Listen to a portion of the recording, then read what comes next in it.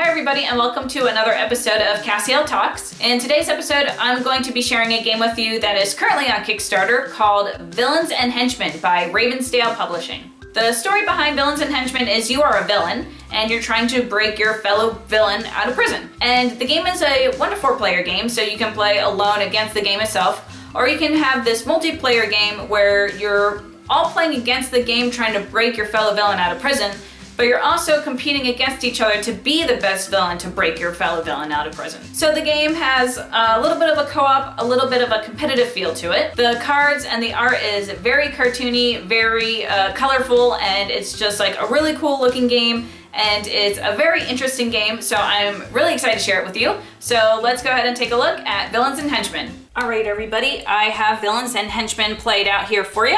I've already gotten the game set up, and so what I'm going to do is go through each of the pieces and kind of explain a little bit to you and tell you how the game works. First, here we have in the center of the table is this mat. It is the victory pile, defeat pile, and the setting area on this mat. And the setting is where your villain is being held. The villain in this game that I've gotten set up is at the space station. And the card for the setting tells you how to set the game up, how you're going to win the game, and a way that you can lose the game. The next area over here is the obstacle deck. We have the obstacle deck play area and then its discard pile on the side. And we've already played 2 obstacles. Obstacles are things that you're going to encounter throughout the game that are, like you would imagine, are obstacles. If you're going into a space station, obviously there's going to be some crazy stuff you're going to have to go against if you're going to try to break somebody out.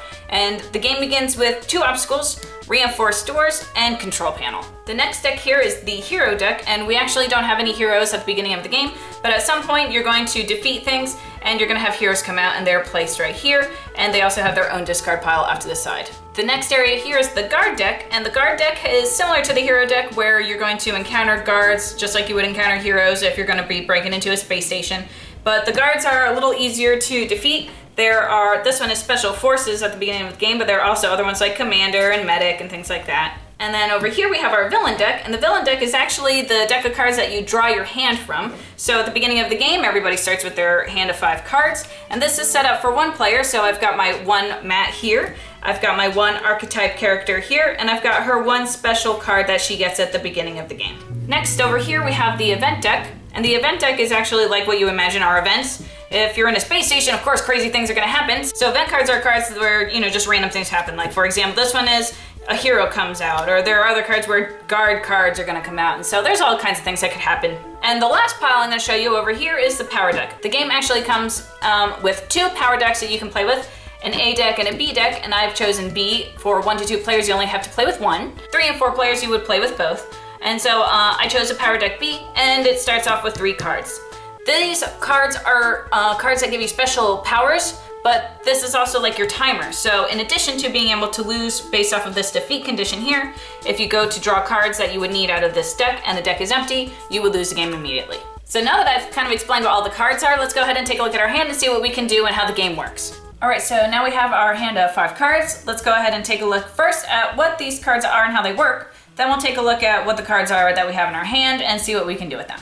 The cards that come out of the villain deck, there are only 3 kinds of cards that you could possibly get. And the first one is this one. This is the attack card. This attack card is used to defeat obstacles, guards, and heroes when they come out into play.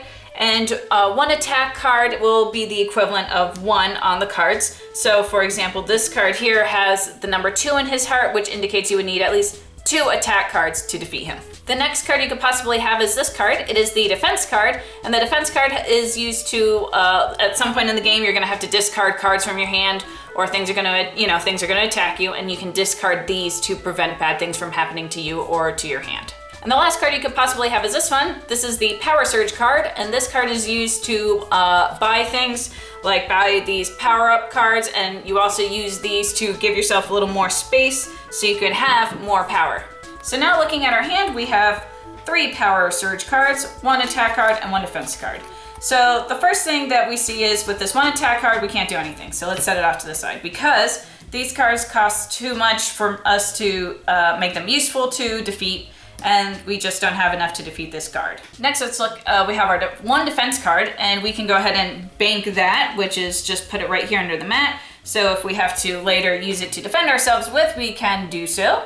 And lastly, we have these power surge cards. So what we want to do is buy some more of these powers here to boost ourselves up. But the way that this works is for you to be able to have more of these powers, or I guess what you could say are like abilities for your archetype, you need to have power surges.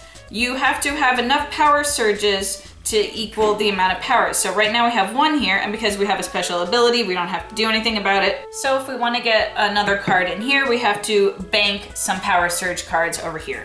So let's go ahead and see what cards we have. We have, let's see, we want to have at least 2 because we have 1, 2. So let's go ahead and bank 2 power surge cards.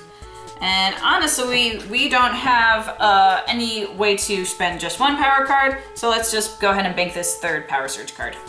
Now that you've done that, you would draw your hand back up to 5 cards. And this hand, we have a whole bunch of these attack cards, so this will be helpful in our next round. We go ahead and set our hand aside. There would be other things that would happen, and we would go ahead and draw our event card and see what happens. The event deck are, just cards that are going to come out and change things up. So we have this one here, which is a special event called the Hull Breach. Now we're in a space station, so that kind of makes sense. We've got a hull breach at space station. And what it says is each player must discard any combination of 2 banked power surge cards or victory point cards. We don't have any, but we do have 2 of these. And it says any cards that are discarded this way go into this defeat pile. So if we weren't able to get rid of anything, we would have to start putting things into this defeat pile, which is a way that the game can start to beat you up. So we get rid of these 2 power surge cards because we have to. They would go over here. And now that the event has occurred, we get to have another turn. We look at our hand, we see that we have this 1 power surge card. We go ahead and bank that. We have our 4 attack cards now, which is really great, which means we can start defeating stuff. And we're gonna go ahead and see what we can defeat with these 4 attack cards. We've already seen here that the guard is 2 hearts in his for his health, and that means that we would need 2 of these attack cards to defeat him. But he has a special ability here that says we would have to discard 1 additional card, basically. So he costs kind of like 3 attack cards, which is fine because we have 4. So let's get rid of these 3 attack cards. They go in that villain deck discard pile area over here. This guard gets put over here into our victory point area, and he gets counted as 1 victory point, which is this little green flag icon on the card here. We have 1 more attack card, not useful. We'll throw it over here. These cards actually should be over here in this discard pile area. And now we have these 2 power surge cards here, which will allow us to get a 2nd power into our power slot. We have this card here, which is our special forces card, but we don't have enough points to buy anything here because our hand is exhausted, so we would draw our hand back up and keep going. So that's basically the game. You keep playing until at some point on here with the victory conditions for the space station, it'll tell you we have to have defeated either the Gadgeteer or the Protector, both of which are heroes. This is a prototype version, so we don't have any artwork for them yet, but these are 2 hero cards that we would have to draw and defeat in the game.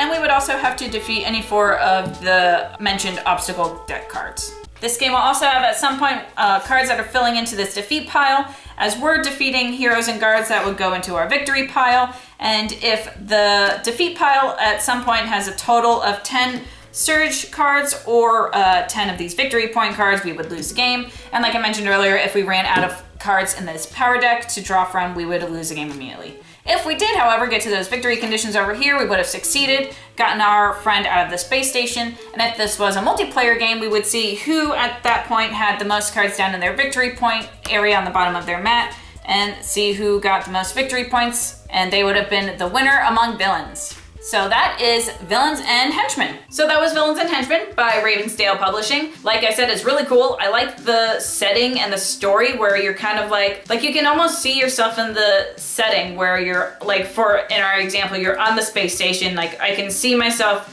getting these powers and like having to fight these laser turrets and these like cool doors, and like I can see myself in the setting, and that's I think what's really cool about a game is when you can feel yourself being in that area and being in the game itself. I'm really excited about this game. It's on Kickstarter right now. Go ahead and take a look. If you like this game and you want to find out some more information about it, I've got some links down below. If you like this video and you want to see more of my videos, feel free to like, share, and subscribe. I'm on YouTube, Facebook, and Twitter, and you can also find me at my website, CassieElle.com. Thanks for watching, and and I will see you next time. This is Cassie Elle with Villains and Henchmen by Ravensdale Publishing.